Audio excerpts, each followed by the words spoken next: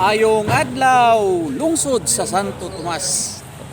Karong August 14, sa ulog ang atuang lungsod sa iyahang anibersaryo. Pero before ta sa ulog sa Santo Tomas sa iyahang anibersaryo, Saba na ulit. diri sa Number mo sa saba pa anniversary sa Lanbang of the Philippines sa Tomas France. So pagsulod ako kaganina, namit ako Nga ko sa madugay man guys. good friend, Ano? si Boss Ronron ng katapad mo na tagiya sa Ronron Tires mga sakinan.